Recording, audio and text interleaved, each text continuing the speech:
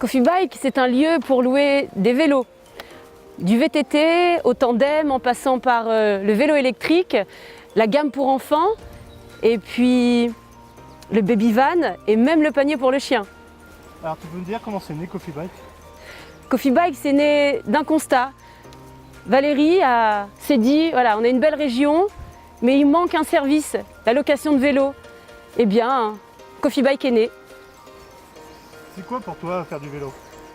Faire du vélo, c'est juste être libre, voir ou redécouvrir sa ville autrement, se balader entre amis, en famille. C'est un moyen de locomotion extraordinaire. Voilà, créer du lien, recréer du lien, passer des temps différents avec ce qu'on aime.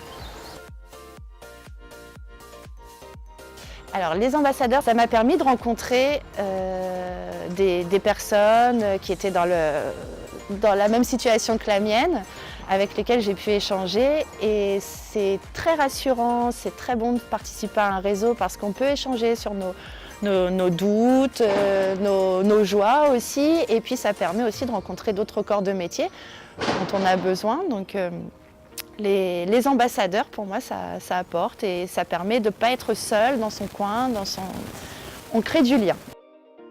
Je pense qu'on a tous besoin les uns des autres et puis que ça fait partie du bouche à oreille. Et pour le coup, moi, il m'est arrivé de me dire « Ah ben, j'ai besoin de ça, mais oui, j'ai rencontré cette personne au sein du réseau des ambassadeurs, et ben, je vais l'appeler, j'ai sa carte, je l'appelle et ça fonctionne comme ça. » Les atouts. Ce territoire a énormément d'atouts. C'est un territoire de caractère. Il y a une nature extraordinaire, des paysages extraordinaires, des paysages changeants. Par rapport au vélo, par exemple, les gens viennent ici en se disant « Bon, bah, je vais aller à Étretat, super ». Et quand ils arrivent, c'est super vallonné, mais quel paysage on a vu? On a vu les cultures de lin, on a vu des vaches, on a vu la mer. Et entre deux, on est passé par la forêt, donc c'est assez extraordinaire. Après, on a des monuments qui sont fabuleux. L'abbatiale de la Sainte Trinité, combien de personnes sont arrivées en disant « Waouh, mais fait quand une ville et une aussi grande abbatiale, mais comment c'est possible, on ne savait pas ».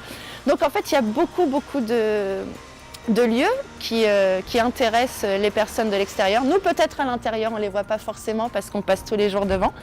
Mais les personnes qui viennent comme ça pour la première fois sont émerveillées par la ville et ce qu'elle cache. Et puis toutes ces grandes entreprises finalement qu'on ne pense pas forcément sur le territoire, les traiteurs de Paris, des sociétés qui se développent, des entreprises qui se développent un peu partout.